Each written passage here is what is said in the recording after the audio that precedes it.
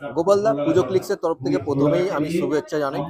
বলছি, টালাপাড় পুনরুৎপল্লিতে এবারে তুমি কাজ করছো, তো নতুন চমক কি আসতে চলেছে সেটা আমাদের একটু বলো। নতুন চমক বলতে আমাদের থিমের মোড়টার নাম হচ্ছে বিবর্তন। এই ব্যানারটা আমি হাতে লিখেছি, এখানে হয়তো দেখিয়েছি সবাইকে আমি, যাতে হাতে লিখে যেটা ধরে রয়েছে। এই জিনিসটা আমি দেখাবো, এই ধরনের কাজ করেই আমি দেখাবো প্রেজেন্ট করবো দর্শনার্থীদেরকে। হুম। যে এই যে বিবর্তন, এই যে নামকরণটা, এইটা কিভাবে আসলো? এইটা বিবর্তন মানে যে আমরা যে আগের জিনিসটাকে নিয়ে আসবো সেটাই দেখাবো আমরা মাঝে মাঝে এসে। তোমার কাজ কবে থেকে স্টার্ট হচ্ছে? কাজ সামনের মাসে প্রথম দিক থেকে একটু একটু করে শুরু করা হবে। আর ওপেনিং কবে হচ্ছে? ওপেনিং আমরা চেষ্টা করছি মহলায়, তারপর একটু বৃষ্টি যদি সাথ দেয় আমাদেরকে তাহলে অন্য মহলাতেই করবো, না হলে একটু চেঞ্জ করে নেবো কোনি, সেটা আস্তে আস্তে বলা হবে কোনি।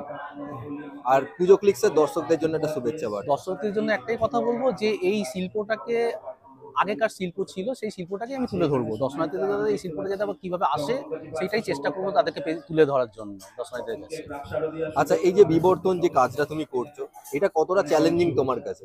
চ্যালেঞ্জিং তো থাকবেই অবশ্যই, অনেকটাই চ্যালেঞ্জিং থাকবে এটা। যাতে আমাদের পাশাপাশি পুজো তো অনেক বড় বড় আছে, সেখানের মধ্যে এটা একটা মোটামুটি ছোটখাটো পুজো, সেটাকে তুলে ধরবো যে যাতে বড় হতে পারে সেই জায়গাটাও। এটাই চ্যালেঞ্জ থাকবে আমার কাছে। পুজো ক্লিক্সের তরফ থেকে তোমাকে অসংখ্য ধন্যবাদ দাদা। ভালো করে কাজ হোক আমরা চাই।